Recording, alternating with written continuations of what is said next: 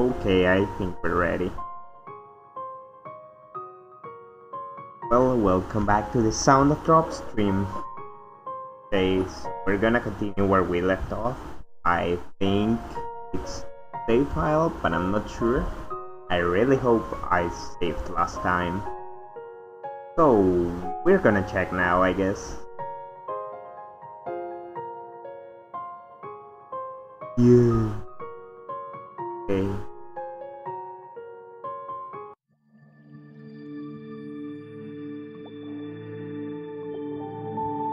Okay, just let me tweak the microphone noise gate settings a little bit. Okay, I think it should be fine here.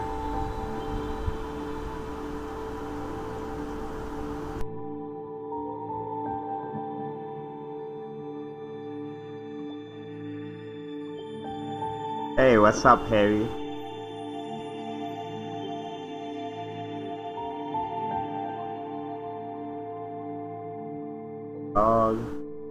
Convincing myself that it isn't a human hand really is different, so there was no satisfying myself. I placed my hands on the door in an attempt to control my shaking hand. 3 tries before I can open the terrifier door that is fully open. Jesus. I step aside with my thoughts racing. The atmosphere changes completely once more. Hear the sound of the door closing behind me. Inside is a very clean place. Transparent water is tinted a faint blue. I float fantasy-like gems. Countless pillar-shaped tanks are spread around. The water shimmers as it reflects the light of the fluorescent lamp. Red and yellow, purple. Jellyfish's bodies diffusing light like prism. In spite of the strange space I have reached, I'm fascinated by the sheer matter with, and I quickly shake my head, erasing the image of the face that appears in my mind. Earlier, she didn't come after me. After all, Himeno chose on her own to part ways from me. I'm sure it's because she likes me. It isn't something I should worry about.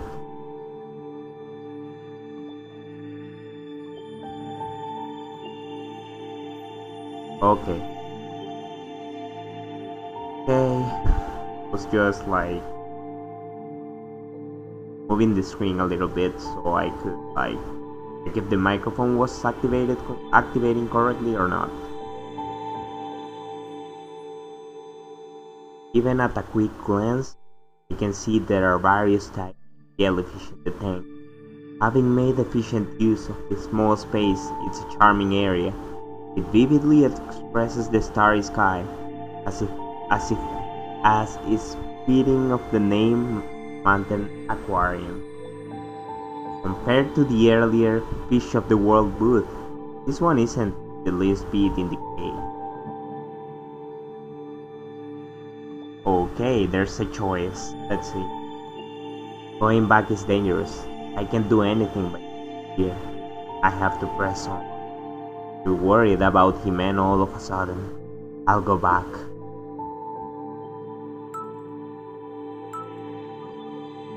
Just a quick.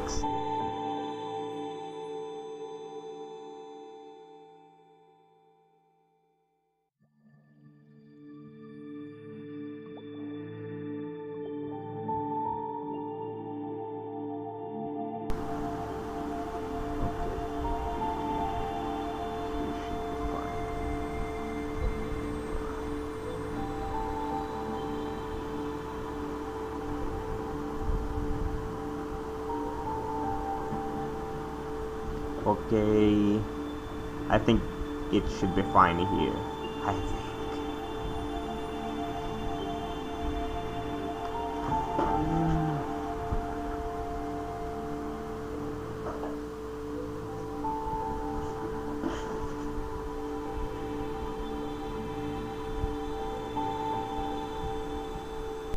Okay. Okay, this is better, I think. Okay, let's go back to the choices.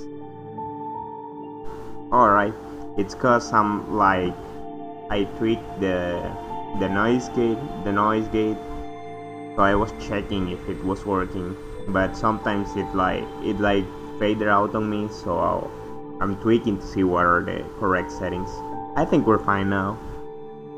Okay, so going back is dangerous. I can do anything by stopping here. I have to press on. I feel worried about Himeno all of a sudden. I'll go back. Okay, so this seems like a crucial choice. So I'm gonna save it. And I'm gonna go for the first one because that's what I would have done probably. Going back is dangerous. I can do anything by stopping here. I need to press on. And so I start towards the starry sky. This seems like a translation mistake. I'm thinking it's like, and so I start walking, or and so I start wandering towards the starry sky. I gaze in fascination to the right and left of me. Circumstances weren't what they are.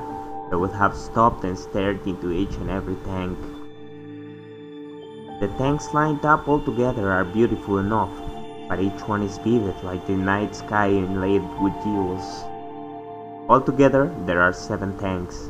Each one holds a different type of jellyfish, some with poison, some without, categorized by aspects such as where they live.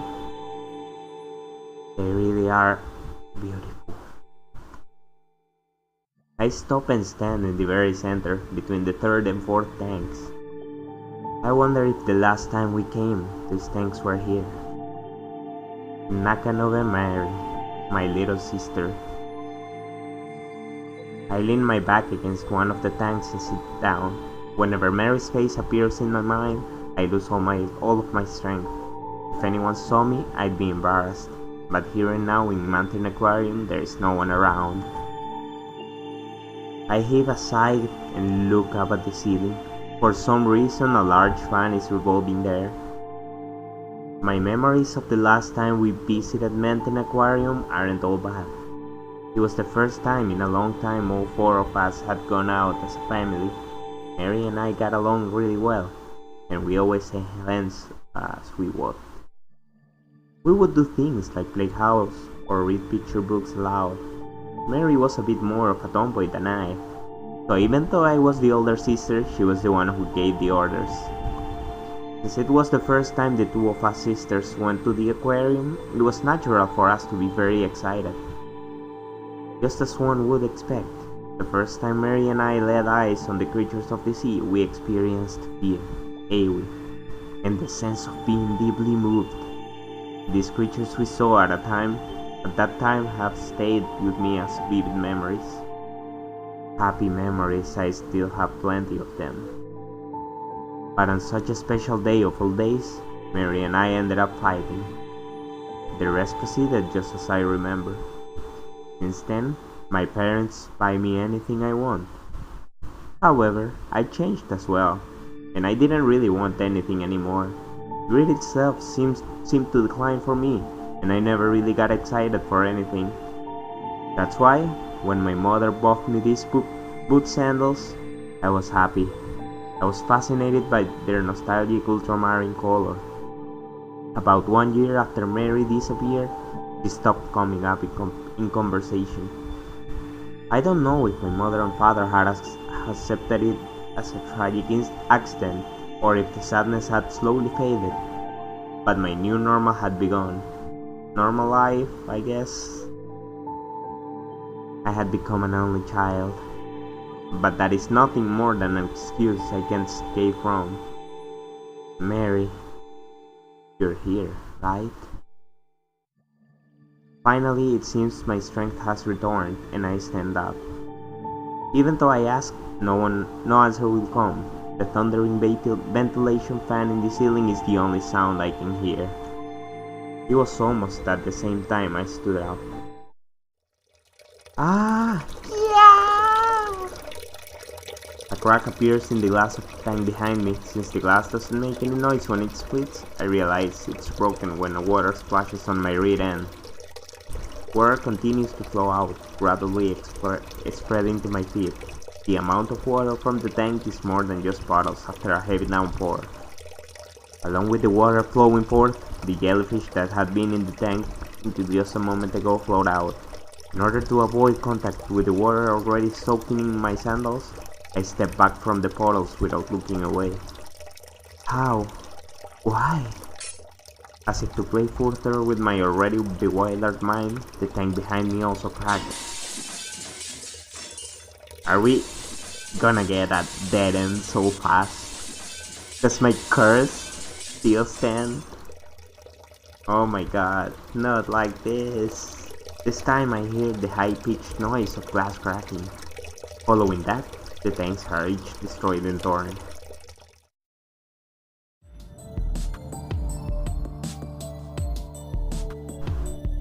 Being stuck in the middle of the passage, water is closing in on me from all sides, leaving me pressed in between. The edge of the water is steadily drawing near. What should I do? The words that slide from my mouth also flow away with the water. The colors, the tanks that had once been so vibrant now, seem eerie to me. Among these jellyfish are poisonous ones, even worse. Some of them are fatal. On thinking that, my legs begin to shake in fear. No. No matter how frightened I become, I know I can sit down. As if the area I'm in is shrinking, water and jellyfish are both heading toward me, and it's impossible for me to touch the floor.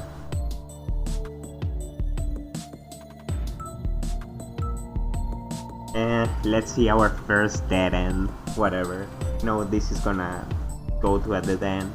Maybe the first one will too, because we could get stung by a jellyfish and whatnot. But let's go.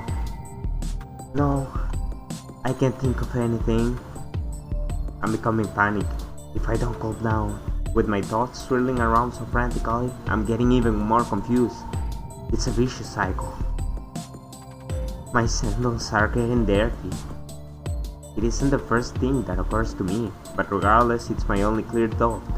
The puddles of water are gradually drawing closer, and I can feel anything from the strange jellyfish. I feel my heartbeat speed up as my chest starts to hurt from nervousness. At this point, I have to run through without worrying about my sandals, but they are sandals, the soles are strong. As long as the jellyfish don't jump, I probably won't get stung. Little by little, the safe spots are disappearing. I tightly pull my legs together, which makes me stagger. Yeah! I let out a small scream and straighten up a bit, with nothing behind me to lean against. I'm just about cornered. I wonder if I'll die of jellyfish poison, rocked by waves of blended nervousness and fear. I carelessly entertained that line of thinking. The mirror gauging my fear must be full tilt, angry cool self-deprecation. You, from earlier. Huh? Sudden yell confuses me. Upon looking in the direction of the voice, I see that the door has been thrown open and a man is standing there. Shoot! Where are your feet exposed? It can be helped. That is definitely Hiyoshi-san. The man we had called names is now gently removing his shoes and tossing them over to me. My mind races as I catch them. They are thick-soled boots. Put those on and make your way over here. All of the jellyfish floating there have deadly poison. Be careful. Okay, so... Damn, standing there was the not bad ending. Let's see what happens if we run through. We'll probably get stung then. I have no choice but to run straight through. I no longer have time for doubt. At a glance, the door on the opposite side is closer than the one I came through. From here, the distance isn't too far to the interior door. Running at top speed should be good enough to reach that one. I hesitate for a moment, then grit my teeth and take off running. It's no more than 10 meters. It is a distance that should pose no trouble, even for someone like me who tested at below average in physical endurance. Yeah! When I had run about 5 meters, just having passed the 6th tank, I fall full force onto my back. The floor is wet, so one might say this should have been expected. No, this is disgusting. The water soaks through my skirt and quickly soaks my underwear. The tank water is in direct contact with the skin on my rear, cold and wet, uncomfortable but unavoidable. When I put my hand on the floor to try to stand up, I discovered that action is a mistake. But this was the dead end. Ouch! I squeezed my eyes shut at the pain that feels like I've been stabbed by a cold metal needle. No, it doesn't just feel like it. I have been stabbed by something. Have I been stung by? Shaking? I shift my lines tight into my hands. A jellyfish is covering my right hand. At that moment, I get upset that I can feel the coldness of the water around my right hand. I get stung. What do I do? Someone. The pamphlet introducing the jellyfish has gotten mixed up with the pieces of glass from the tank. Man of War. I noticed the name without much of a reaction, but it has to be poisonous to be called that. There have also been incidences of fatalities. Poison. What do I do if I've been stung? Do I clean it? Is it bad if I don't clean it? I can feel my pulse quickening. I wonder if it's the poison making its way through me. What do I do? What do I do? What do I do? When I try to will myself to calm down, my impatience ramps up. Someone help me! Dare kataskete! And we dive. Damn. Trying to use my pulsating right hand for support to push myself up, I slide in portal and can't stand. It hurts. It really hurts. I put water on the area where I had been stung in an attempt to rinse it out. However, the opening of the wound stings and it startles me. I need fresh water. Trying to apply pressure to the vein, I tightly grip the area where I had been stung. Dad, Mom, Himeno, Mary. Wanting to be saved, I call out as loudly as I can. However, in reality, my voice has already grown hoarse. The corners of my eyes grow hot, and from them fall individual droplets. No, I'm going to die. My voice is no longer really a voice at all. Before long, an electric shock runs through my right hand. The subsiding of the intense pain brings my senses back to me. But my voice will no longer come out. Even when I try to think of something, nothing happens except a sensation of pain whirling inside me that fills me to the brim. Unable to control my body, I fall to the ground. First, my head, then my chest. From my stomach to my feet. Having fallen on my face, half of my body is submerged in water. My heartbeat quickens. I become acutely aware of the flow of my blood. Unable to stand it, I vomit. The very idea of being able to endure it no longer occurs to me. Even so, the poison won't be expelled from my body. My entire being, becoming numb, is proof that my blood has been pumping so quickly it has worn down my beings. Wanting to rinse out the remaining vomit in my mouth, I suck in water. It tastes like salt. Within my body, I'm struggling with all I have. On the outside, my shell has long exceeded the limits of its stamina. Blood is soaking through the capillaries in my eyeballs, and the portals spreading on the floor are pierced with red. Gradually, I stop feeling my blood flow. Is it because my heart has stopped? Or because my consciousness has disappeared? Either way, consciousness stops and fades into the darkness. With the same simplicity that a ventilation fan spews out all air, my breath is evacuated from my body.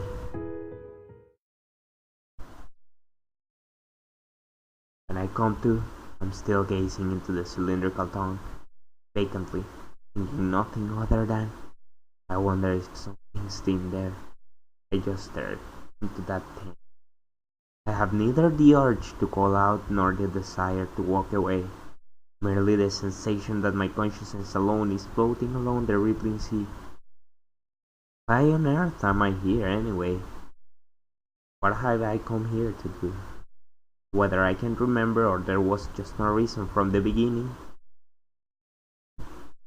Jellyfish are pretty. Especially this jellyfish. Its color is so bright. Is that Himeno? The voice that starts talking right in front of me catches my attention for some reason. I feel like I've heard it before somewhere. Well, who is it? I am unable to remember clearly, seeing only a wavering face that won't come into focus. Anyway, Mayu, where did she go? Mayu. That girl. It looked like she was looking for someone. Poor thing. If she's lost someone here, she probably won't find them. Wait a second. Where is this to begin with? Swaying, softly, softly. Creep, drop. The sounds of drop resonating all around me. Gradually ceasing to care, my consciousness melts into the water. Wait, so you die and you just disappear? My form.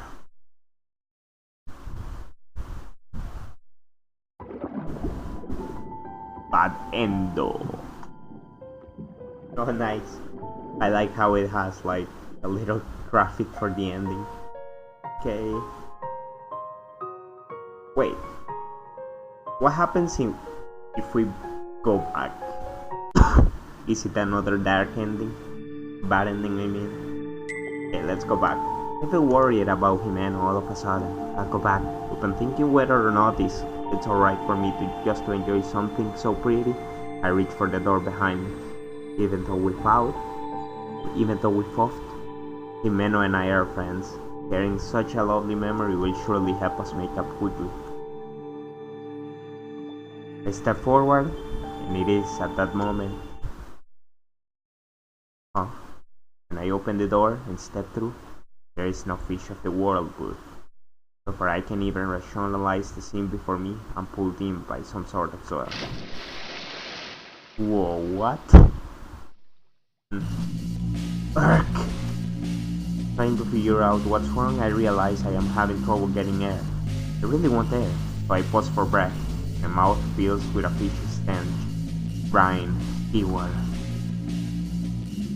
So apparently, the red choices are a dead-end choice, apparently.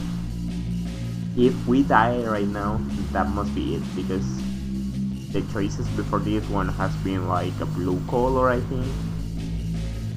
I know from the salty taste that I've swallowed seawater.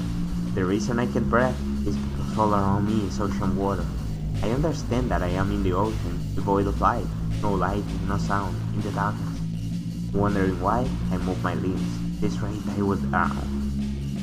It hasn't been more than a minute since I got pulled under the sea. How many seconds have passed at this point? No, that isn't it. I have to get above water. However, up to this point there has been no light overhead, and I'm forced into an inevitable battle with my despair. I frantically endure my suffocation, swimming higher and higher. Suddenly being thrown into the water hasn't thrown off my sense of up or down. The desire to live serves as an instinct to guide me upward. I still can see, but I'm alright. Just like that, I seem to have answered my own question. I can feel the clothes I'm wearing become heavy. However, if I have time to shed my clothes, then I have time to continue upward. My thinking is that alone. I've heard there is high pressure in the deep part of the ocean that crushes any living thing, but my body is completely fine. That means where I am at the moment shouldn't be that deep. If I swim hard enough, I should make it. I just have to hit the surface, take a deep breath. How many seconds have passed at this point? I have no sense of time whatsoever in this dark. Even so, I know that some time has passed since I was thrown into the ocean. A minute probably passed a while ago. Here, my consciousness began to fade. Immediately after I see the darkness of death, small light illuminates the tip of my nose. Because I have been swimming so frantically, I haven't noticed, but it seems as though I have gone up quite a ways. It will all be alright. The surface is close. I reach out my hand. I reach out towards that light. That is all I can do. It's because the next one will. No matter how frantically I try to move them, my legs won't even quiver. It feels as if something has snapped me. It has the elasticity of a bottomless trampoline, from the tips of my toes to my rear end. That soft sensation wraps tightly around me. I want to think this is a lie. No, I have actually decided I will not believe that a giant octopus has wrapped itself around my legs. Some like suckers are the size of the palm of my hand. I can't even imagine how large its entire body is. The light is getting farther away. My eyes have already closed. For some reason, Himeno's smiling face floats before me, so it should be her angry face that I'll see last.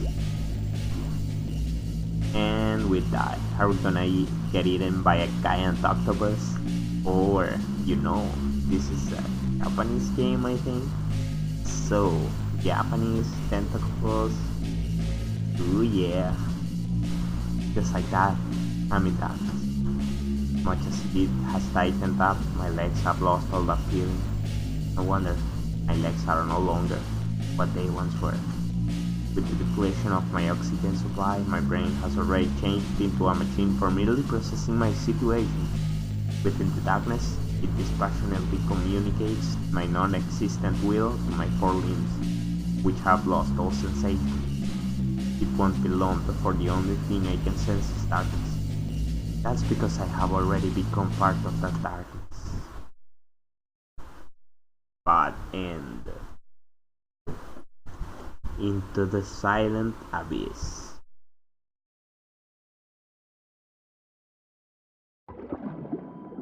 But end.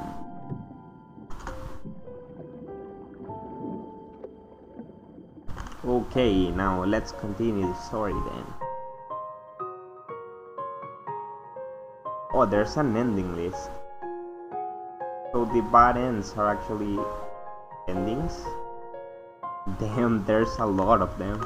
And we have 4 pro endings. Shouldn't take long to get them all depending on how much the actual novel lasts. Put us on and make your way over here. All of the jellyfish floating there have deadly poison, so be careful.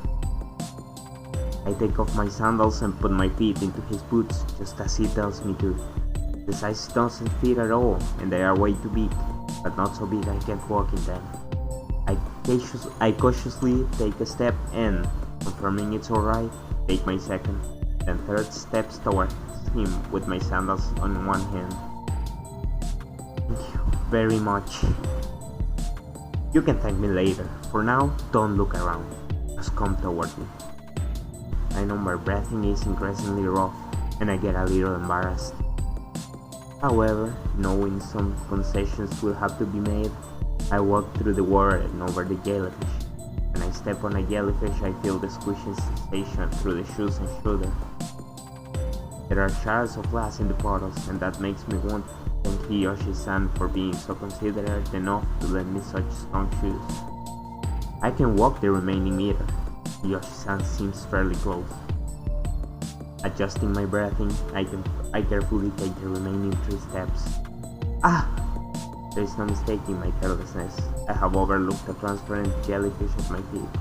Even though I can't see it, I can clearly feel it, and the baggy boots I'm wearing throw off my balance. At this rate, I will end up on my butt. If I fall now, all of the help I have received will be for nothing. Watch out! However, my body is supported by some strength that pulls me back. Hiyoshi-san's right hand has grabbed onto my left wrist. Will he get stung? It was a close one. Just like that, I'd been pulled out of the room with the broken things. Okay. As soon as I was out of danger, Hiyoshi gave a mighty pull and shoot the fire door.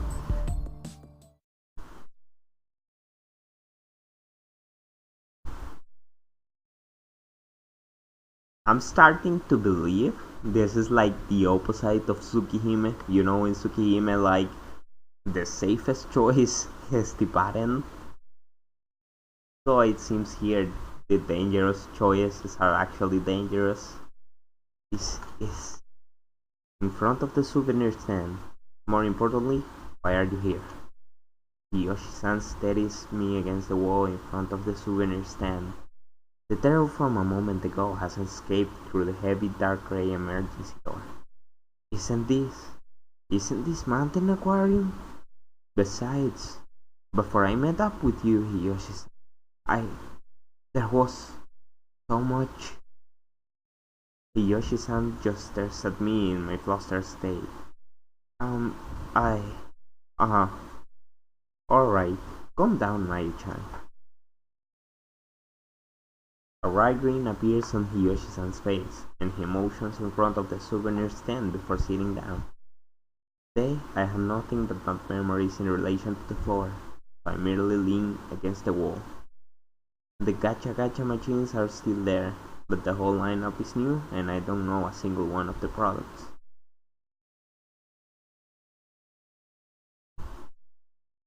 Sound of drop, holy poison.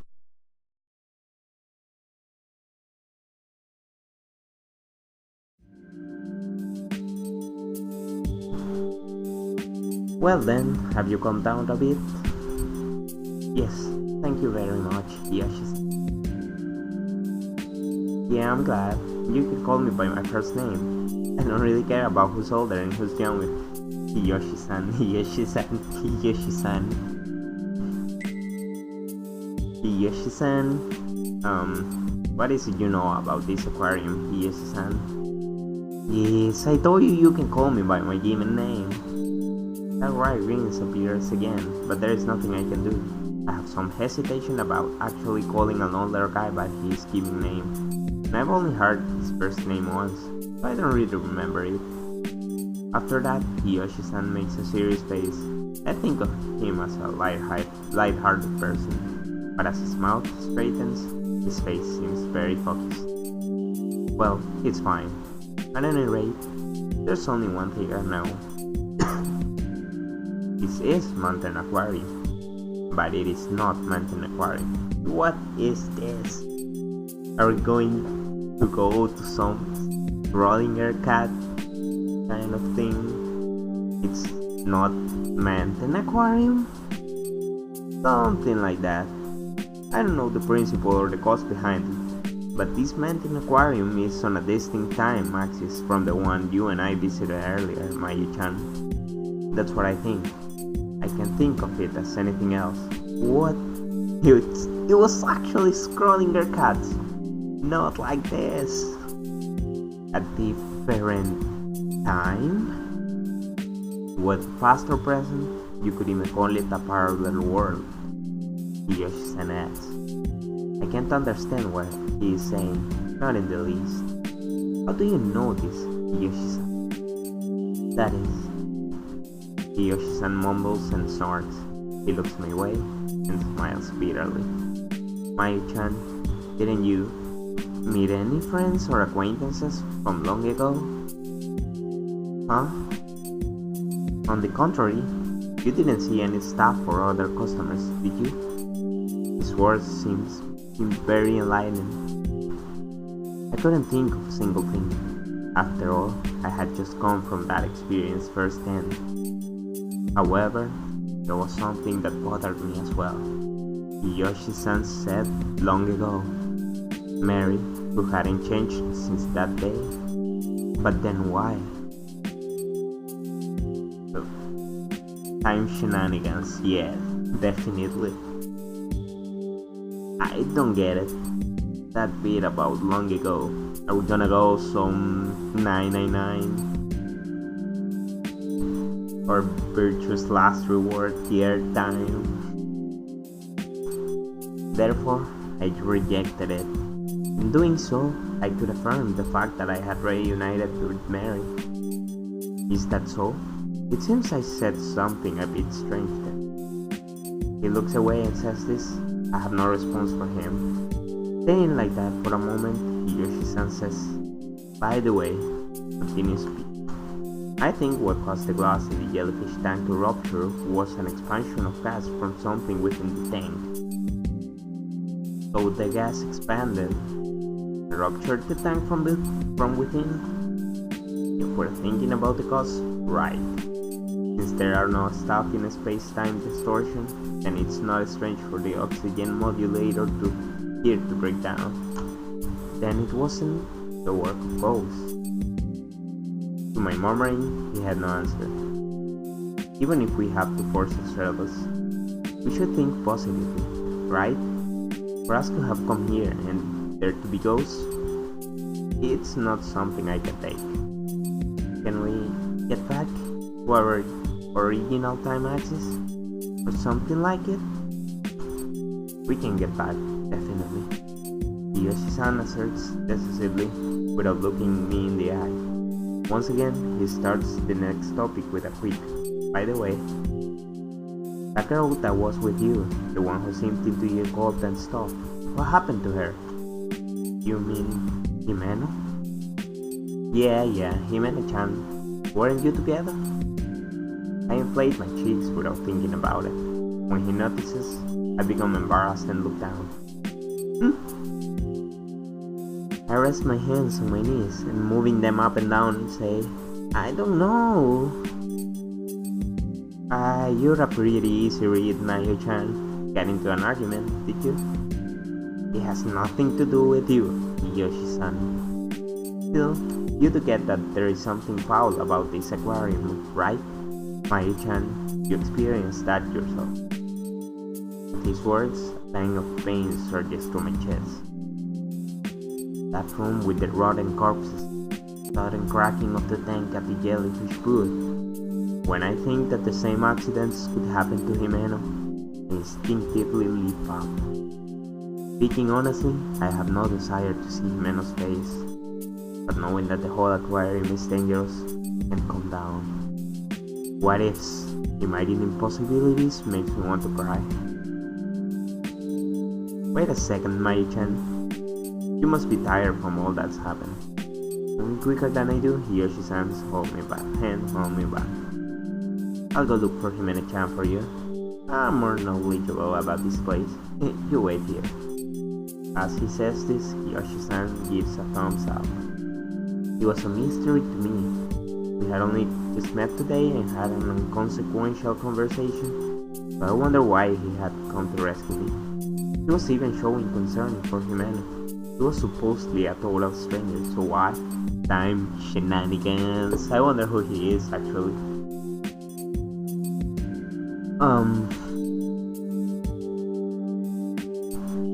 Without hearing my response, he starts walking away from where the jellyfish booth was. Face in profile made me feel very reassured. So, is this gonna be another bad ending? Okay, we're gonna choose the second. That seems like the most dangerous option. Yeah. Please wait, I'll go. Somehow moving my heavy legs, I follow behind Hiyoshi-san. It would have been easier to leave it to Hiyoshi-san. However, Himeno is my best friend, so I can believe we had fought. That reality can be changed. I want to go get her. Since the souvenir shop is near the entrance, Hiyoshi-san heads towards the closest tunnel tank. If Himeno is still in the building, then we need to look everywhere for her. I'm able to catch up with Hiyoshi-san before he enters the tunnel. I'm going to... Huh? Mayu-chan, I told you to wait there for me. I can't do that, because Himeno is my friend. On hearing what I said, Hiyoshi-san gives me a patronizing look while grinning at me.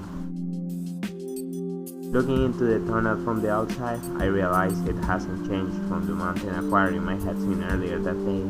Large fish like manta rays and sharks swim about. This is the tunnel tank. You two went in order earlier, and shouldn't we start with the first exhibit? I nod as well. Yoshi-san said it's right. Yes, right, and walks on. I noticed something there and looking back. Look, over there. I say as I point to an area nearby that's visible from the entrance. As the silhouette becomes clearer on close observation, I become frightened. Something hops freely from side to side. It bounces about the tunnel numerous times, then stops itself. After bouncing up and down on the floor several times, it ceases to move, completely exhausted. Straining my eyes from far away, I can see that it is big. From what I can see from 10 meters away, it has sharp fangs and a body as thin as a rail. That might be a cutlass. Yoshi-san mutters this, having laid eyes on the same thing I have. Still, fish aren't creatures that can hop up and down around in a room like that. Let's go back and try the second one. The first one, I mean. Please, Yoshi-san. Please, Yoshi-san. Trusting in his masculine appearance, I bowed deeply. In reality, it was as Yoshi-san had said. I had very little stamina to begin with, and now fatigue was building up inside me. Deciding to stay standing up was good, as these heavy legs of mine were full. As for things with Himeno, it would be best to talk them through later. If we talked them over in this tense state, we would probably just get into another argument. Yoshi-san might even serve as our mediator. As expected in this gloomy building, he didn't have to walk far before he disappeared. The sound of his gradually fading footsteps had also disappeared. And yep, this sounds like a bad ending. The only thing I could hear nearby was my own breathing. Quite a high, lowering scream burst right through my eardrums. Yeah! Oh, so that means we're actually getting another bad end on the next choice.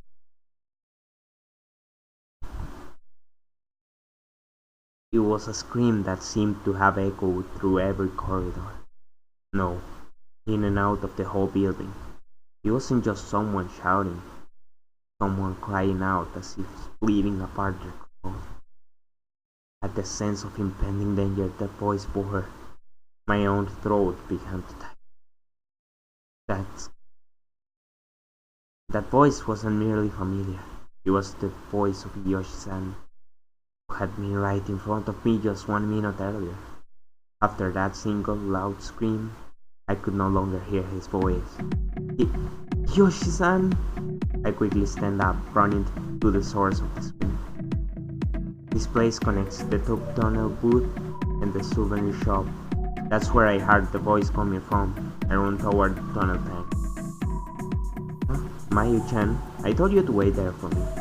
More importantly, that scream a minute ago. Something happened? Yoshi-san is sitting at the entrance of the tunnel tank, not far from the aquarium entrance. At my question, he gives wishy-washy reply of, "You were worried about me. I'm so happy." It's a somewhat embarrassing story, but it looked like there was a person floating inside that tank. Under the circumstances, it just surprised me. A person in the tank? Speaking of which, Himeno mentioned something like that, but I'm glad. If you'd gotten caught up into something terrible, into some terrible situation like I had earlier. I was relieved from the bottom of my heart. Following that relief, I became aware of my own fear of being isolated again. Chuckling, Yoshi-san scratches his head. Say, Mayu-chan. Ooh, boy! I never got to hear the rest of what he was going to say. It all took place in a matter of seconds, leaving me unable to make sense of what had happened. However, I gradually realized what was unfolding before my eyes. From Higashi-san's neck up, I could see through the tank. I didn't understand what I was seeing. In other words, his head was no longer where it should have been. Having lost a piece of himself so valuable to the human body, he collapsed slowly on the spot. From there, he never moved again. So we can actually get a similar bad ending, I guess. After this, soaking up blue lighting, his reddish-black blood spread across the floor.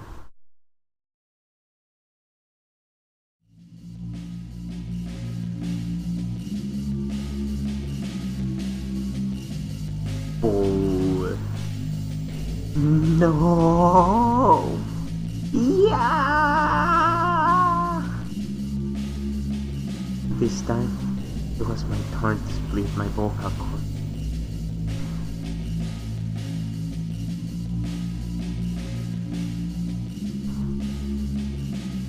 Why? How had he gotten like this? What could have happened to have left him this state? Yoshi-san's head tumbles along the ground and catches my eye. His eyes are wide and his pupil dilated. The grin I had seen hours earlier still spread across his face. There are marks at the nape of his neck as if his head had been beaten clean off. Yoshi-san. I intended to run and leave the dead Yoshi-san. Whatever left those bite marks was still nearby. I couldn't do it. Ooh boy, dead. It hurts. The area below my knees had become pitch black. My roots. More. There is no pain, only the visualization of pain running through my mind. In spite of losing my legs, I can't actually feel the pain. Of course not. That body of mine has lost its legs. I'm watching it from a separate place. This subjective point of view would have been impossible while I was alive. My head was already just like Yoshi's, just rolling around on the floor. The cold temperature of my blood, that was the last thing I felt. Right before I lost consciousness, I saw its unbelievable true form through the wavy mist of my fading vision. With many fangs and a giant body, it was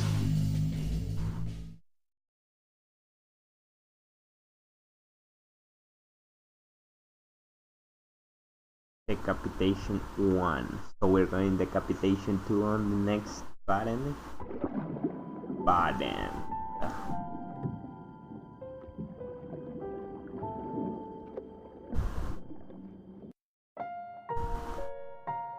Okay. Let's go.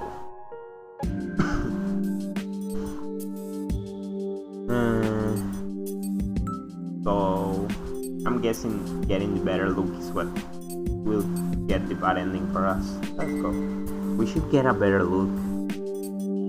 After waiting near the entrance for several seconds, a fish resembling a cutlass fish bounces around the tunnel, then flops down on the floor, causing the amount of fish corpses on the floor to increase.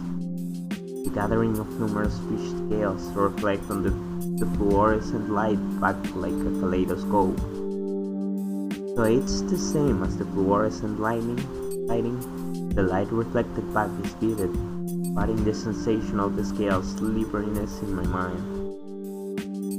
Ugh, that's pretty creepy. Yoshi-san's lips curl up in disgust as he grumbles. I also thought it was creepy. Compared to the rotting corpse I had seen earlier, that was a spark plug. I allowed my memory to go. Could that be? In contrast to Yoshi-san, who had averted his eyes, I just continued to stare and was able to pick up on something. Those fish hopping around, they're coming from below, from that place that looks like a vent. From the beginning of the tunnel, the fish pop up intermittently. It doesn't appear as though they are going to stop, with a new fish popping up after a fixed interval of time passes. The fish mechanically shoot out of the vent, ricochet about the tunnel at high speed, then finally, their viewer exhausted, die as they land in a pile on the floor. At the moment they fall, the fish's long, narrow bodies wriggle like snakes. They collide with the other fish as they cease moving, the next fish hopping up to its death in the same manner. The fuck is this? A fish graveyard? There. Good eye, Mayu-chan. Many strange things have happened that I'm probably becoming used to them. Unable to bear these strange circumstances any longer, self-deprecating smile reaches my lips as I give a light laugh. Whoa. At the same time, as a fish leaps up, Yoshi-san takes a handkerchief from his pocket and tosses it into the giant cylinder.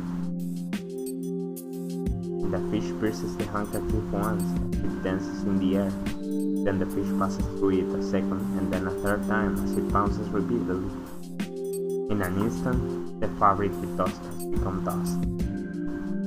And placing myself in the handkerchief's position, I subconsciously cover my neck. Shouldn't penetrate this. Himeno. Not having a form should mean it isn't going to form a dead body. I didn't want those words to pass my lips, but it was definitely as Yoshi-san had said. Mai-chan, you don't remember where you and Himeno-chan split up, do you? I looked down and threw my head to the side. I'm worried about Himeno. I can no longer make baseless statements like Himeno's fine because she is Himeno. The reality is that if Yoshi-san hadn't rescued me, I'd no longer be in this world. There is no way I can let that happen to Himeno. I have to hurry and meet up with her, then find a safe place.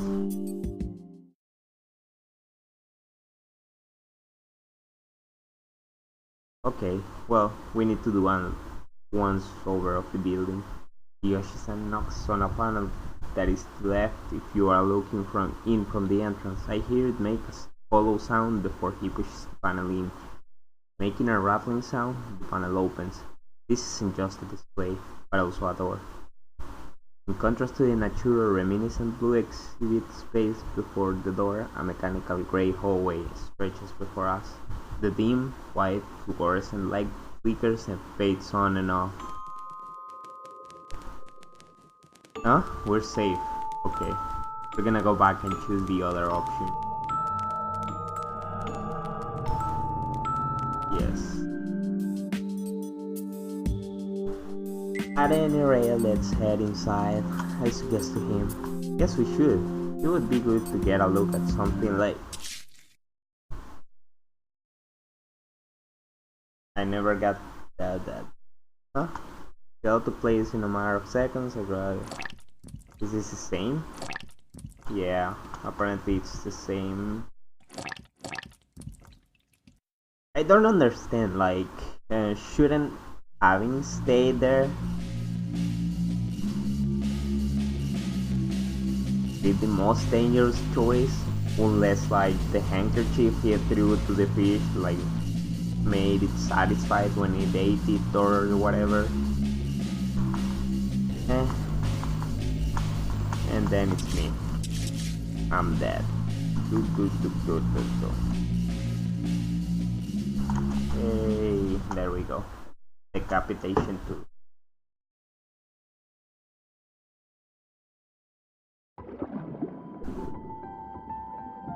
I know, like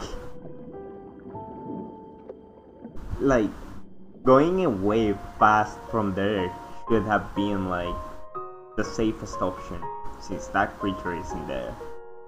Unless rushing stuff is like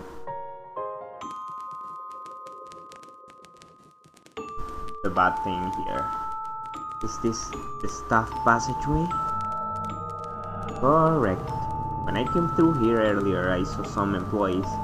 If I was lucky, it had been left unlocked. Did the fact that the lights are on mean that someone just came through here? Even if they had, that person should be aware of all the unusual phenomena here.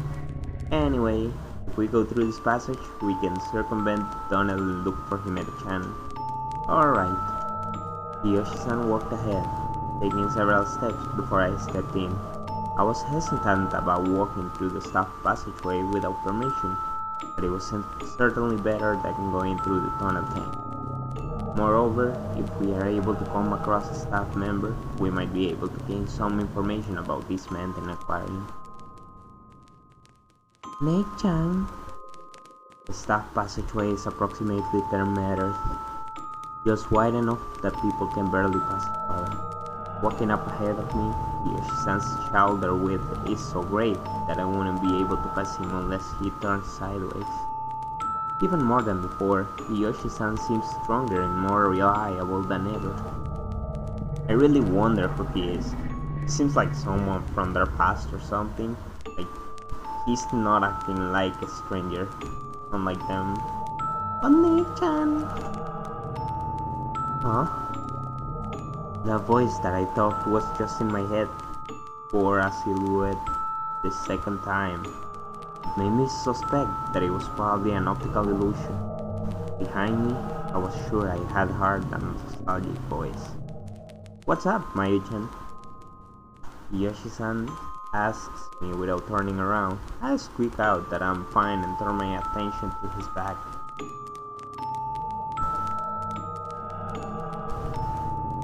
Oni-chan. However, that was my confirmation. It was neither a visual nor auditory hallucination. The voice calling me, Mary's voice calling me Big Sister, had definitely come from behind me. Mary! Unable to hold back, I let that name slide from my lips. The next moment, I wanted to see Mary so bad, I turned back. Oh boy, what's she gonna see? You can't, Mayu-chan! My eyes open wide in surprise as Yoshi-san plants himself firmly in front of me, arms spread wide. I had unconsciously backtracked to the passageway entrance, back to where we had started. Is she luring us to our death? Like, damn. Huh? Suddenly going back. Don't you remember where we came from? Where is Mary? I see. You moved without hesitation, as if you had been called. So I thought that's what it may be. Calm down, my agent. There was nobody there. Uh-huh. The voice. There is no voice, alright? Calm down. You have to calm down. The expression as he calls for me to calm down is frantic. A crease appears in his forehead as he strains his voice. I steady my breathing as I stand in fear of his threatening attitude. Breathing deeply, I keep my back against the wall of the corridor. My determination rises, so does my body temperature. Listen, calm down. Calm down? Calm down. Hey, Yoshi-san. I'm alright. Calm down. Whoa. Are you alright? Whoa. What the fuck? My words don't seem to be reaching Yoshi-san at all, as his eyes open wide and his voice rings out. What's he seeing behind us? Like a broken DVD player, he cannot move past that one syllable. Yoshi. I back up instinctively. However, as if he is completely unaware, Yoshi-san just keeps yelling in a strange voice. Yoshi-san? Please tell me you're okay. Aren't you? 3 meters away from Yoshi-san, I peer at him. He sways, his legs unstable, but he's definitely moving towards me. What? Yeah! Almost at the same time the strange voice stops, he falls over on the spot. As if his powerful supply had been cut off, he suddenly tumbles to the ground. The sound of him flopping onto the ground sends a chill down my spine. I'm not familiar with what you would call Kemi, but in a way, the way he fell is dangerous. Are you injured? To Kemi and that the judo stuff for falling to the floor? Not sure though. But that's my wild guess. Sitting down, I extend a quivering hand. It's probably a bit rude to the person who saved me, but he would understand. For at this moment, the image of his strange behavior is seared into my mind. Even when I call out to him, there is no response, but if I strain my ears, I can hear shallow breath. Thank goodness, alive. That alone is enough to satisfy me. There's something I can rely on within this mysterious aquarium. What in the world was all that? Still having my doubts, I am, for the moment, relieved. What should I do? I can't just leave him unconscious and defenseless while I proceed further into the staff passageway. On the other hand, Carrying someone an entire head taller than I am is impossible. Yoshi-san, please wake up. I call his name over and over, but he still doesn't respond. I hesitate a bit, then I touch his back. Ugh. Putting all of my strength into it, I'm able to roll him onto his back. Body is now facing up with eyes closed. Chest goes up and then down to form a breath. Yoshi-san! I can't make the distinction between whether he is just asleep or has passed out. I have never seen someone who has lost consciousness. I take deep breaths to keep myself from giving way to panic. Other than the sound of Yoshi-san's breathing, sounds of machines running on echo. Sometimes I can hear the sound of my own breathing. I'm alone. My awareness of the situation quickly turns into anxiety. I am all alone inside this incomprehensible Manten Aquarium. The only other existence I can rely on, Yoshi-san, currently has his eyes closed. Yoshi-san, please wake up! Growing impatient, I shake his shoulders. He doesn't even moan, and his lack of blood reaction only increases my anxiety, so I call his name in a louder voice. Whether or not my voice reaches him, his eyes flutter open. Closer inspection, he has a distinct double eyelids. Thank goodness, you're awake. Huh? Are you looking down on me too? Holy shit, what is this? Yoshi-san, what? I'm not gonna be Mayumi. I'm not looking down on you or anything like that. You do. Did he go all Terumi on us? Yang no Kagura!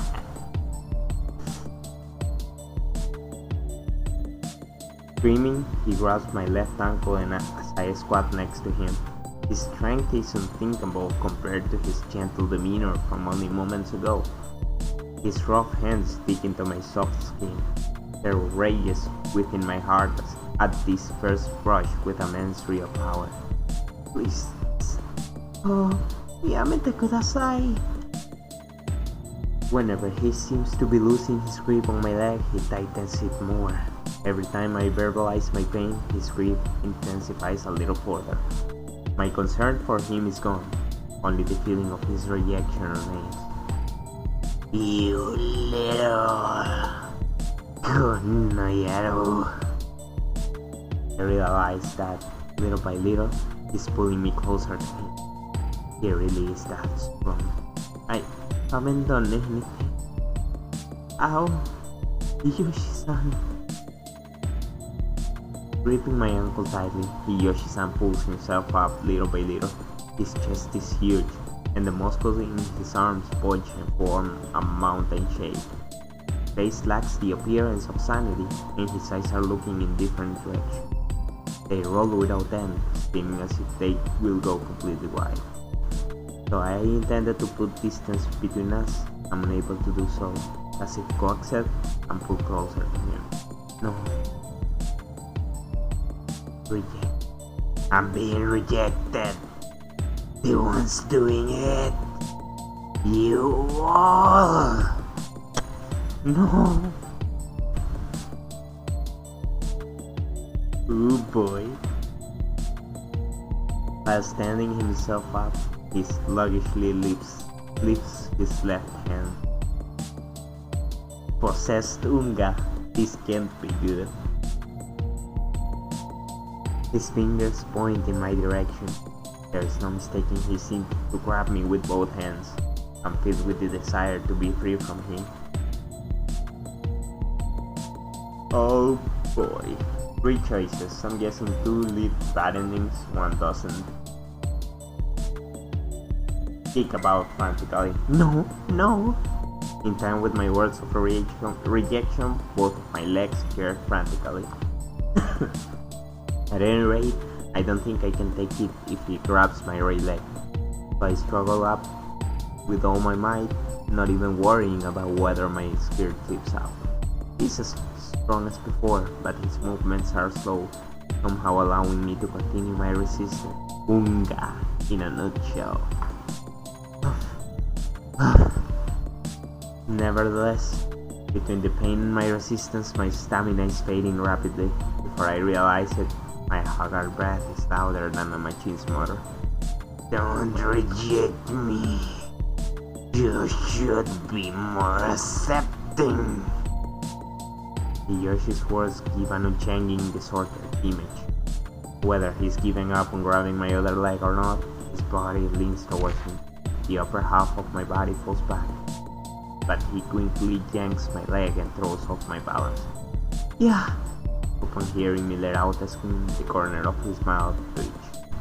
He's enjoying this. He's enjoying watching me lose the ability to resist. His expression makes this clear to me. One more thing has become clear to me. That is, that I can no longer see him as the Hiyoshi-san I once knew. I'm sorry. Even though my conscience is tugging at me, my words of apology are proof that. I used the heel of my boot to kick Hiyoshi-san, who pulled himself up in his nose. My skirt flutters up and I reflexively hold it down. God! Facing the opportunity, Hiyoshi-san yanks my left leg hard towards himself. Whether it is because of his hesitation or not, my other leg slides free of his right hand. A single line of blood trickles from his nose. The heels must be harder than I thought. Ah! But seeing the blood, I shut my eyes immediately. However, I realize I no longer have the luxury of instinctually worrying about him. Pulling myself upright, I break into a run in order to escape him. In no time, he has moved in front of me. I want to get away from Hiyoshi-san. With that one thought, I decide to go in a direction unknown to me. Gimme! Isn't that important? Could the stench on the soul of that shoe be Ruka? Or is it Mickey? I hear him say after getting about 5 meters away from him. I quickly regret turning back. It's good, does it? That's fine. That's just fine. Hiyoshi-san yells, breathing on the floor. The transformation of the one who had rescued me is too devastating. Even so, there is no change in the fact that he tried to harm. I understand somewhere in my heart that, through no fault of his own, is no longer sane, and the desire to protect my own body is winning inside of me. I'm sorry, but... I shut my eyes, I turn away from Hiyoshi-san. I'm sure he isn't looking at me anymore. In other words, he is no longer conscious of anything. His voice attempts to stop my fleeing legs many times, and no matter how fast he is, I've already decided to head for the exit of the staff passageway. So, we survived here. Let's try the other two options. As soon as the door is between us, I put my ear against it and listen to the sounds in the passageway I just left. However, it is only my own violent pulse, not Hiyoshi-san going crazy, that I can hear. Honestly, I almost feel relieved. Being separated like this leaves me feeling worried about him, but at the moment I don't have the time to spare. I wonder if this is wrong. It's natural that I have these doubts, I say over my shoulder. The only thing to respond to my words is the wind rustling my hair. Right, this is... Finally, I begin to confirm my location. This place is semi-outdoors and even colder than the passageway. Despite the fact that it's summer, I shiver instinctively. Below eye level, there are several plastic chairs in a row. In the center of the chairs, which are lined up like those in the theater stands, is a stage that is a little smaller than a school classroom. Bowls and buckets are lying atop it. In the center of the stage is something resembling a small shed. A stage, that's right, for things like the sea lions. Stage on a facility that no aquarium should lack. From kids to adults, this show is something everyone can enjoy. The small city aquarium, Manten Aquarium, it has a stage despite its size. Looks like it hasn't been used in a while. When modeling this, doubts enter my mind. Yoshi-san said this place was on a shifted time axis, but even so, each section just feels too different. The fishes the world would, were with their defaced strange phenomenon occurred. Jellyfish food and the tunnel tank. Thinking back on them in order, they each felt like their own distinct time period. The countless fish that decayed, the immensely entrancing beauty. With each new facility I entered, the look changed. Ridiculous. There can't be. I start to say, then shake my head. I don't know how many things I had thought impossible have come to pass here. Okay, let's go for the other choice to see if we get bad ending. Low and mess it up, exactly. Okay, shake off his right hand. I have to get his hand loose. I try to loosen the hand clutching my leg. He frantically pushes me off. As if pushing against a rock, his hand remains unperturbed. No way. Even giving those words form can change reality. No good. Gah. As he lets out a groan, Yoshi-san's left hand reaches for me. His movements are slow, but his fingers are moving in my direction. Hurry. I have to hurry and get him off me. As before, Yoshi-san's hand won't move. He has an uncanny strength. Even trying to loosen his fingers one by one, my strength is no match for his. What should I do? Then I realize I'm concentrating too hard on my left leg. He has latched onto my right leg with that same strength. So she only has strength on her legs. Is she Kami? Wow. Having grabbed onto both of my legs, I have no room to put up a fight and pulled in closer to him. Bloodshot face appears right before my eyes. His pupils are split in opposite directions, much like a fish's eyes. So very well. You all will. What comes from Yoshi-san's mouth are not words. Without realizing it, I've stopped listening to him. Ow. He's definitely splitting apart my legs with all his strength. Holy shit, he's actually a Nunga guy. An intense pain shoots through me as if my leg is being torn off at the hip. Even if I try to escape, my legs will not move at all. On account of him lifting me by my legs, my torso goes limp as if hanging in midair. No, Yoshi. This thing is Ruka, Mickey. Either one is fine. Oh. My words suddenly no longer reach me, but that is for the best. I can no longer hear his words either. When I open my eyes, Yoshi is no longer there. Moreover, I no longer care about him. Losing consciousness was surely to prevent my mind from going all to pieces. Really, what a useless effort, seeing as how my body has already gone all to pieces. Holy shit, it's actually a Nunga! The tragedy of helplessness.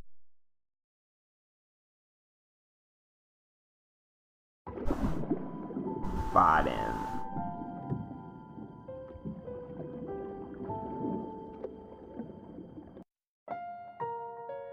Okay, let's try the other option now.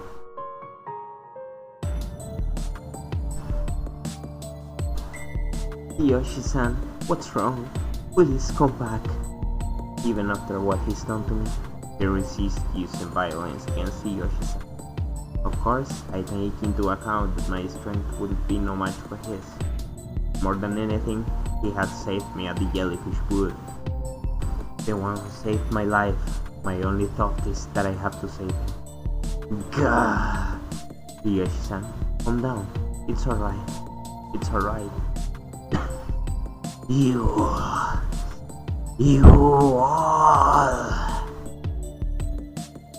Ouch! Ignoring my attempt to calm him, our charm dances, shooting out towards my leg. This is bad. At this rate. Okay. Even so, call his name because the other ones seem to be like the same as before. Yoshi-san. Even so, I want to say this isn't something that comes from some sense of duty or ethics. Just for myself, I want to say you all. After all, you won't even. He scales my body. I somehow keep him from grabbing both legs. Oh, oops.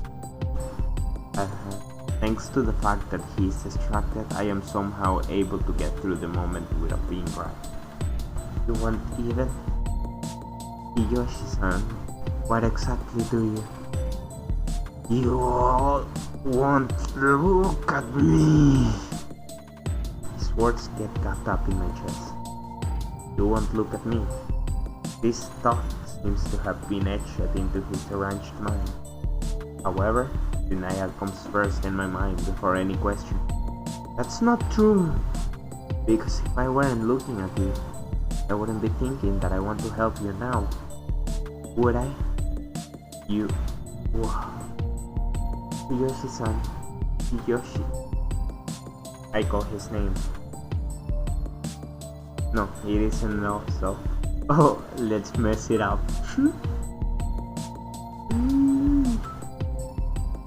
But we're gonna call him Shinji.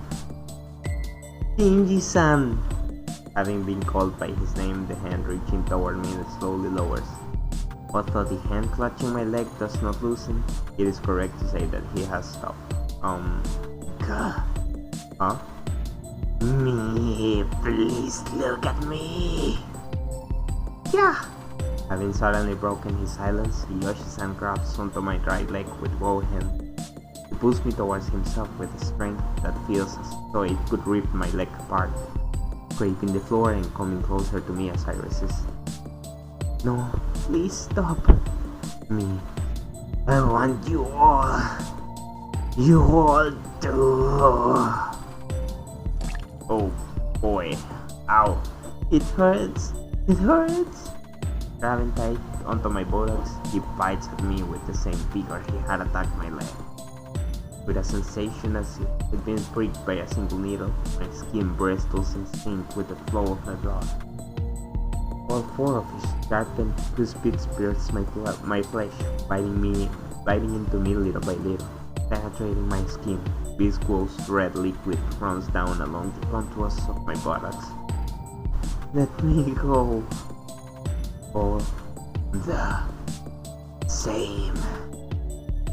No, get away from you.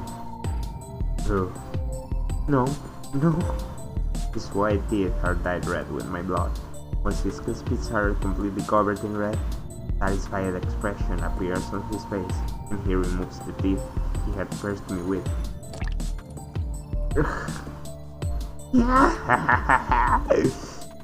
Yoshi-san wipes away the blood trickling down my butt with his tongue. The sliding sensation creeps up my inner thigh, causing a ticklish sensation in addition to my disgust. That's it. This is good. That reaction. No. With a look of ecstasy in his face, he stares down at me. The hand clutching my leg has let go. The body has gone limp. I become aware that the area around the wound is gradually going numb. It's similar to the feeling of receiving anesthesia at the hospital.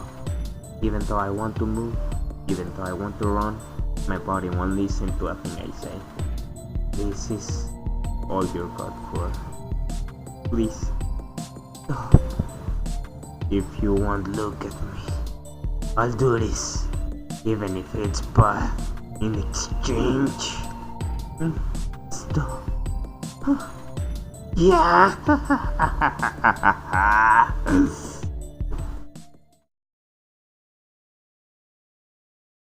Before I realized it, I'd lost consciousness.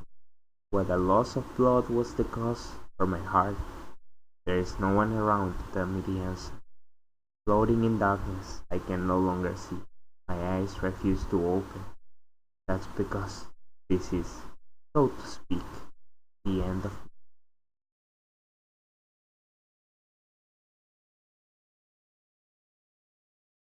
misguided. The weird thing is, both options are like not his correct, unless like a mistranslation stuff. Ending list.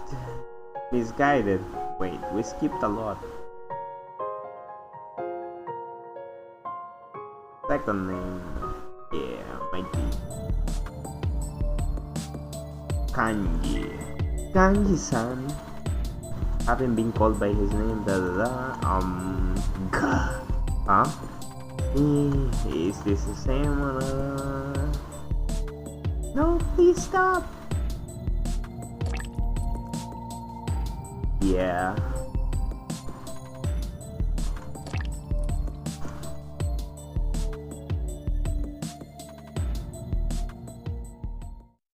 So to speak, the end of me. Misguided. Yeah, she wasn't lying when she said she doesn't remember his name. She legit thinks the names she called him are actually his name. Wow. I'm surprised. Damn, there's a lot of CG we haven't. Oh, we got an achievement. It's called Memories. Okay, let's go.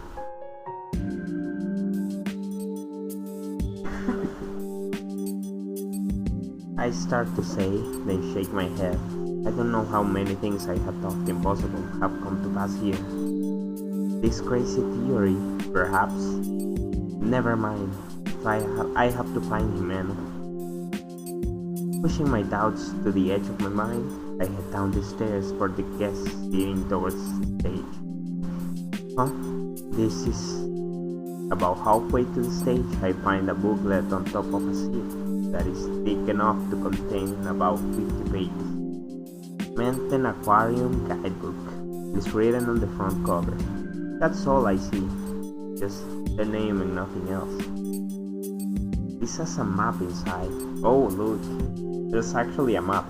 This gives me like Ever 17 vibes, where you could see the map at all times during crucial cutscenes and whatnot. This is nice.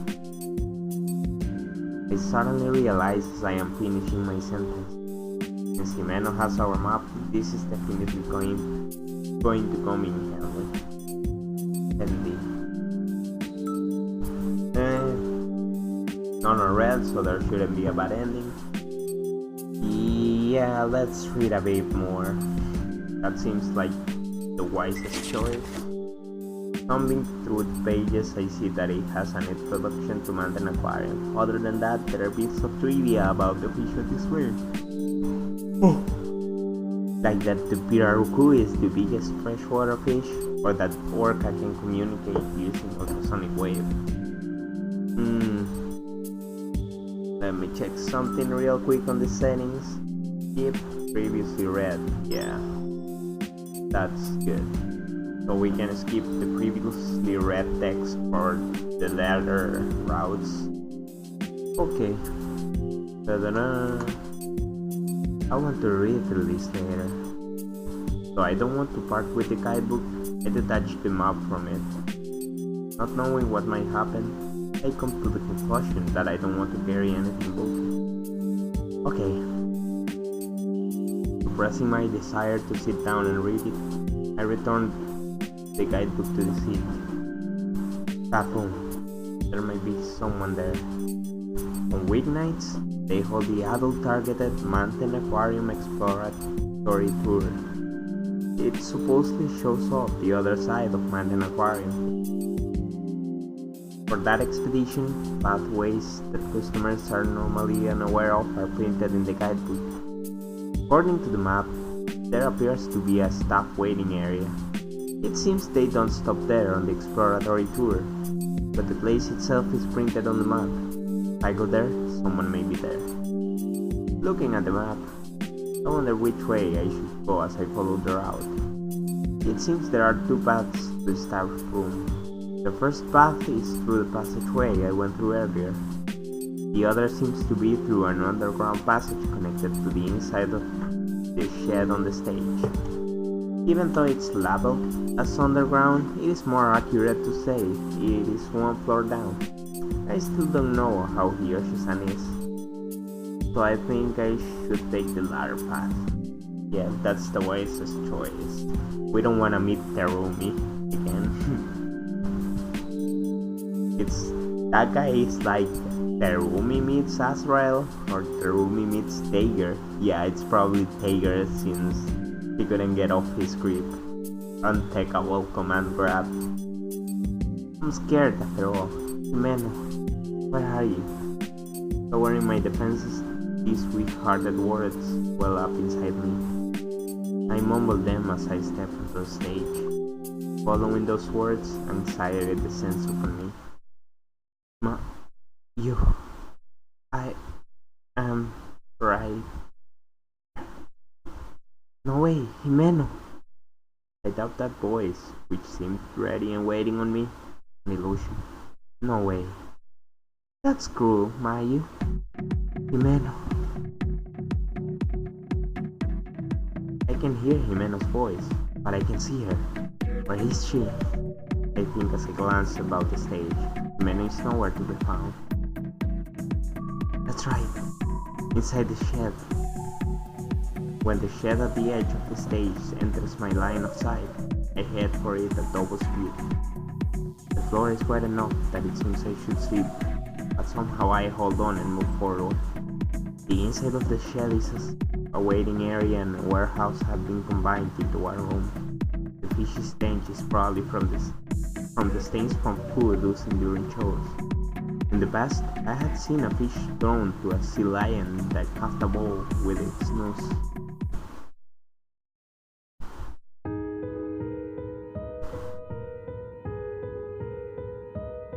Oh, it doesn't look good. Himeno. At the edge of the shed is in a plain metal chair against the wall. Himeno is leaning against the back in what appears to be a state of total exhaustion. I have to move so much to say to you, Himeno, because I seeing her face, any thoughts of our argument are completely blown out of it. Words that found no form are forever pushed away. The fact that she is alright, all on its own, makes me happy. It's fine. First of all, calm down. Himeno, what's wrong?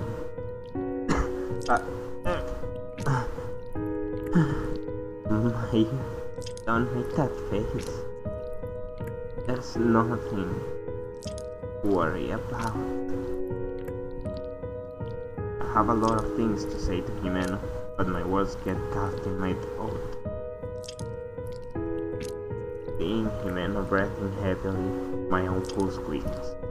As I stand there forgetting how to breathe, Himeno lays a hand on my chest.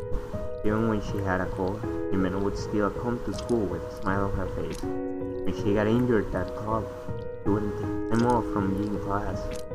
That's why, even in this aquarium, I have someone in my heart that Himeno would be fine. If only we could reunite, surely she'd live with us one. We'd go home side by side. That had been my hope. Sorry, Mayu. I don't think I can make Man, I like the detail on this art. Like, holy shit. Like, no way. However, you look at her, like, you can feel the hopelessness. Like, you stare at her the first time and you're like, nah, she's dead. It is so easy for Himeno's soft complaints to be right in the heart. With just that one phrase, I dropped to my knees in front of him. Hey, get up. No, because I shake my head at Himeno's words. I can't remain still. While seeing my precious friend like this and hearing her frail voice. The time Himeno speaks, she spews white nematodes from her mouth. I'm not sure if she is aware of it or not, but the creatures that look like mealworms wriggle out her feet. With a clatter, Himeno seems she might fall from the chair. I support Himeno from under her arm, propping her up. You don't thank me, Himeno. What happened? Himeno's body is hot, the same as when I had my 104-degree fever. No, higher than that. I'm guessing this is Fahrenheit because it was Celsius high. There's no way your body can reach 104 degrees. I got to see you again, but I didn't want you to see me in this state. Unable to finish what she was saying, Himeno coughs up several nematodes along with some speed. Oh boy, not like this. I don't want to see. Not necessarily because it is weird or disgusting. I just don't want to see Himeno this way. Himeno, go to the hospital. Well, it ice cream, alright? That's probably impossible now. Hearing the words that had fallen instinctively from my mouth, Himeno smiles back at me. Even as I ignore the light in Himeno's smile, I still become aware of it. It's not impossible. It's not impossible. I'll take you to a hospital, okay? So let's go. Thanks that you feel that way. It fills me up. It's not just my feelings. Got it, Himeno? Can you stand? Don't hurt to it. Okay, that's right. I wanted to apologize to you, In an attempt to lend her my shoulder, I take Himeno's arm. He quickly brushes me. Himeno's hands are shaking. Despite this, he reaches into her pocket and pulls out the keychain. Yeah, by the way, when I thought back, when I picked it up, it most likely wasn't yours. I'm such an idiot. Sure now, it was because I didn't listen at all to what you said. Oh, because I was so convinced you have dropped it. I'm thinking back. He's repeating the same thing over and over. Himeno's consciousness must be getting hazy. Every time Himeno gets choked up, he vomits up viscose, sputum, and lively bugs. Even so, I can look away from Himeno. Get the feeling that if I don't look at her face, I will never again see her smile. I don't think I'm being overdramatic or anything of the sort. I had never heard of someone throwing up bugs. You take my whiskey. Yeah, there seems to be no mistake, someone dropped it. That's why. Give it back to me. Give it back. That's... We're going back together. Why? Manten Aquarium is more. Surely we'll find them right away, won't we? Is my idea. And you help by looking. Yes. No way I can go home. No, don't, Himeno. You say that. It'll come to pass. Himeno places the keychain near my palm, then softly places her hands one more on my shoulders. She moves her hands from there to the back of my head, then with a light sensation she pulls me closer to her. Himeno, why get home, no matter what. That hug lasts only a few seconds, and Himeno lightly pushes me away. Couldn't take it. Why infect you? Just leave me here.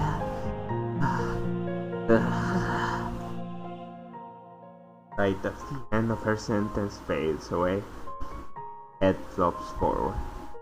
No way, no way. Himeno's body, with her eyes shut and not even one fingertip moving, is hot. Even so, Himeno won't turn her smile my way. She won't respond to my voice. No way, there's just no way. Without a second thought, I hold Himeno. She said I might get infected, but that doesn't matter to me. Having welled up inside her mouth, nematodes all about Himeno's puffed lips. Experiencing feelings of intense denial, I wipe away a nematode and crush it. A murky green liquid remains on my finger. I quickly rub it off on the floor. She's moving. With her chest close to mine, I can feel a pulse. No mistake, it is a heartbeat. Pulling away from Himeno, the trembling hand somehow lands on her left breast. Having sunk into the softness, definitely feel a pulse going bap, bap. She's alive, Himeno. I'm so glad. Just like that, I forget about rubbing off the field and sit down. Even with the bugs getting into her body, as long as she is alive, I think it can work out somehow. I won't even consider the possibility of it not working out. Could it be the other guy has that infection? But I can't think of a concrete way to save Himeno. Within my completely blank mind, there is only anxiety and fear. Having slumped more than sat down, a third person's voice reaches my ear. Misakis and Pseudoterranova, Philometra that aren't supposed to infect humans. I wonder what exactly could cause something like this to happen. If this situation wasn't what it is, I would immediately preserve some of them in a petri dish. What? From behind me, a cold voice interrupts my thoughts. In contrast with the feverish Himeno, the voice clings coolly to the nape of my neck. It is a woman's voice I've never heard. It's a pity I cannot collect this precious sample. I don't have the luxury of time right now. I must find that child quickly. My, what a cute girl. What is it? Might you have come to the aquarium to have fun with your friend? Aquarium? This is Manten Aquarium, right? That's right. Me and Himeno. So this girl, she's called Himeno-chan then. The woman looks to be in her 30s, the bluish eyeshadow leaving quite the impression. Her appearance coupled with her calm manner of speaking both tell me she must be quite mature. Her light-colored hair is collected into an updo, and her suit is impeccably chosen. Those clothes, could you be an aquarium staff member? Goodbye, Heavy. Thanks for coming. I think I'll just play it a little bit more until things calm down in the story, then save and go to sleep as well. I'll send you the link to the video. You're probably gonna miss like 20 minutes or so, maybe. Most, I think. Yes, good night. Yes, I am Sagino Marieko. At this aquarium I am, I suppose, a representative of the director? Like a vice director? A little bit different. It would take some time to explain. More importantly, you should move away from Himeno-chan. Huh? A woman called Himeno by name, with a coquettish tone. It gives me the impression of being very forced. Pressing her arms, she looks down at me. The woman narrows her eyes. Would it be easier for you if I use the word infection? You have a wound on your leg, don't you? It's as if their fertility has intensified, meaning there are probably eggs amongst all that as well. What? It doesn't appear to be dead, but it's only a matter of time. You can no longer save Himeno-chan. Oh, reality hurts. That's... Just wait a second. It's fine to leave her like that. After I finished my business, I'll take her with me as a sample. The corners of Sagino-san's mouth widen as she says this. My fear of this woman is even greater than my anger at Himeno being referred to as a sample. Even though someone right in front of her eyes might die, she is smiling. How in the world can she make that face? Because I can't understand. Sagino Marieko-san seems terrifying to me. Please wait. If you're a member of the staff, then can you take me to this building's first aid room? Or call an ambulance or something? Himeno's alive? Seems to care for Himeno-chan a great deal. So, try to imagine this. If you die because of her, think about how Himeno-chan would feel. Himeno is alive. Please don't say something like that. I'm begging you. Please save Himeno. I'm not a doctor. It's not possible. Moreover, I don't think the rescue workers would want to respond to such a hopeless call. Sagino-san says this bluntly in a cruel voice. The voice is colder than the first time I heard it, like water that has frozen over. She can't be saved anymore. Every time those words come from her mouth, my pulse grows louder and quicker. My blood is rushing through me fast enough for my veins to be worn down from within. That's not good enough. Save her. Please save Himeno. Before I know it, I'm facing her and pleading. However, my desperate pleas are being shattered by her cruel smile. I don't like disobedient children. I also have work to do. Important work that matters. You have work? This place isn't normal. Isn't that something a staff member should get? After fear makes a lap to me, push aside my emotion. Leaping over my fear and anxiety towards this woman, I wholeheartedly just want to save Himeno. Not normal? Whatever do you mean? As aquariums also serve as research institutions, the situation itself isn't normal. Now, is it? I don't understand at all. That's enough. No matter how much time I spend here, it won't help. If you wish to join me, you are free to do so. Free to join you? Sagino-san, don't you stop here? Are you saying you don't know anything about this aquarium filled with nothing but phenomena? I don't understand a word of what you're saying. Are these good things? I'm telling you I'm going now. If you wish to die along with her and just sit there staring about like that, later I'll study you in full as well. The one sample is more than enough.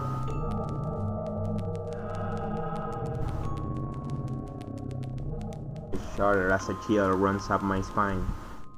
I am finally able to understand that this isn't a joke. That she is saying she sincerely doesn't care about whether Himeno lives or not. Wait, please. You have wasted enough of my time. I must hurry up and find that child. The last bit of what Sagino-san says is inaudible as she runs out from the small room onto the stage. Being neither harmful nor harmless, that's the type of person she is. Thinking she could point me down the one path that leads away from Himeno and I dying together. With just one phrase I am thrust down to rock bottom.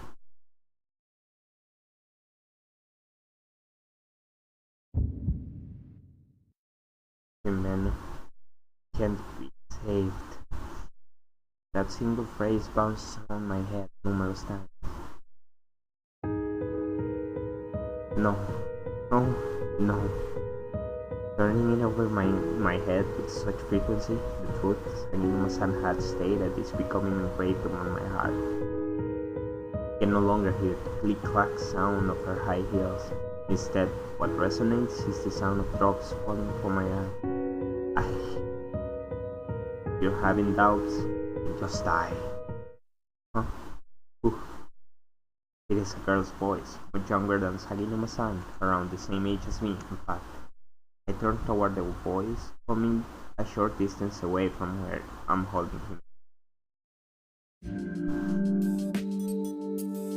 Slender girl who is a little taller than me, with eyes slightly different color than Sagino-san's cold eyes, looks down at me scornfully. Her long hair is tied back, dangling behind her like a tail. She's a bit different from Himeno, but is still a girl in fashionable attire. I watch her with cautious interest as she glares at me. What's this? All of a sudden? Who knows? I'm just annoyed with you. I hate people who are so wishy-washy. Wishy-washy? You think you can just show up and know how I'm feeling? I don't know. I'm not interested. I'm irritated at this girl who knows nothing of my circumstances showing up with all these complaints. The thing that Sagino-san left me notice. She's directing her vile impatience at me as well. The girl is calm, speaking fast. In such a tone, I can't go on without saying something bad. If you're not interested, then why did you speak to me? More importantly, you haven't gotten swept up in anything dangerous, have you? Who knows? What's with that answer? Just say what you want to say. How mean.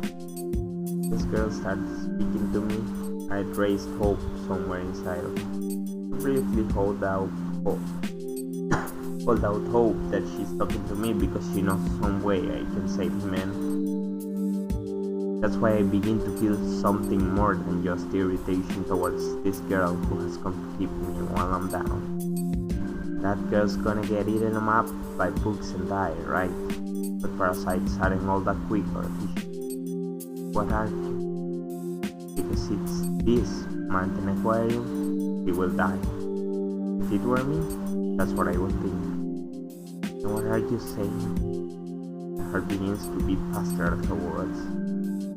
Now I regret placing so much hope in this girl. Nevertheless, from her way of speaking, could it be that if you get out of here, there may be a way to cure her. If it comes down to crying and dying, I will fight back rather than giving in. Cure her? Just now you said cure her? Really? That staff member earlier said she could no longer be saved. I don't know, there's no guarantee she can be saved. But the one who said she couldn't be saved was an employee of the aquarium, right? Not a doctor. Not a doctor. She seemed like she knew a lot about parasites, but sure enough, the woman was not a doctor.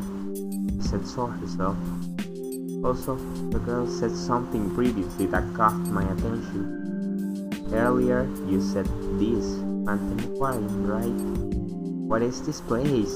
If you know, then tell me. Don't take me for a fool. But I don't know. This is an aquarium where nothing but dangerous things happen. I want to know how to get out of here. Don't save me, man. Which path you take is completely up to you. I don't have any more time to worry about other people. I'm just saying, if it were me, I wouldn't quit until I was dead. I like this girl. She has some character. When making her blunt assertion, the girl heads for the innermost part of the shed. Somehow, in contrast to the employee earlier, she had entered from the side of the stage. You don't have time, then why are you encouraging me? Encouraging. Upon saying those words, I get an awkward feeling. The cutting assertions she made in a blunt tone and the words she said to me weren't exactly kind.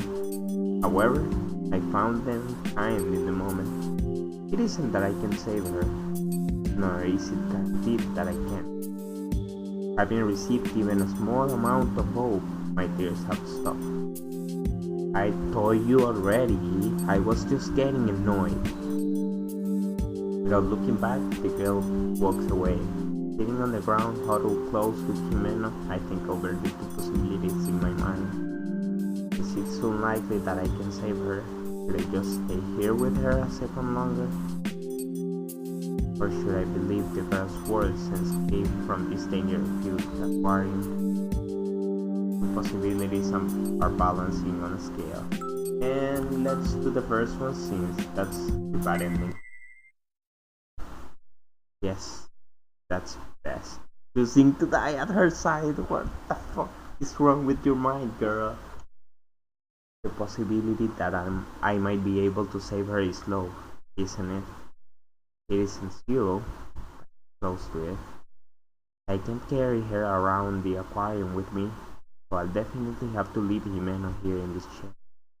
In that case, there's no guarantee I can get back here.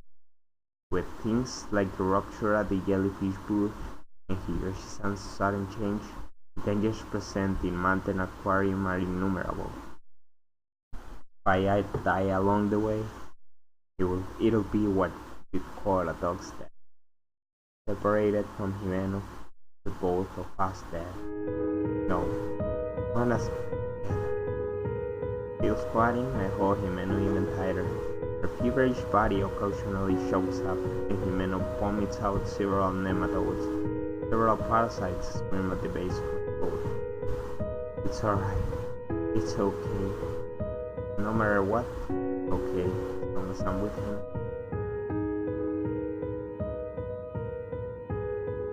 No idea how much time has passed. I no longer have a sense of time, but not more than an hour could have passed. My body is no longer my own. Depths of my body have been corroded with fever, and I no longer have any feeling in my hands or feet. I can no longer feel the softness and warmth of embracing. My vision is filled with countless lines. It feels as if something is actually crawling on my eyeballs. Are we going Tsukihime now? Mystic eyes of death perception? This is my body at the moment. The lines covering my vision are probably all the same as the bugs eating away at Himeno's body. But it's fine, as long as I can be with Himeno. Before I realize it, my own consciousness has melted away. I can no longer see Himeno's smiling face.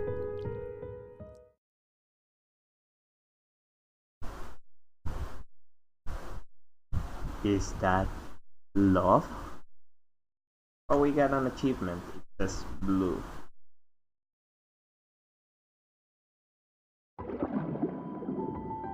Bad end.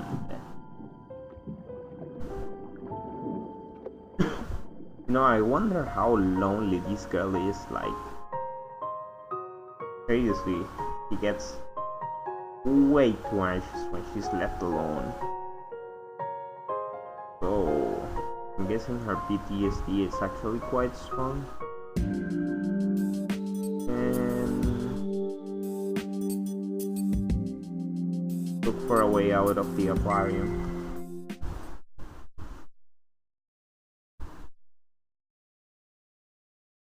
Sound of drop, fall into poison. Okay, since it's the pause, meaning we will begin another section, I'm gonna cut the stream here. Well, thanks for watching everybody, and we're gonna continue off maybe tomorrow in the morning, you know, depending how I'm feeling when I wake up and whatnot. And we're gonna save now. Good night everybody, thanks for watching. And once again, just in case. Okay, we're off.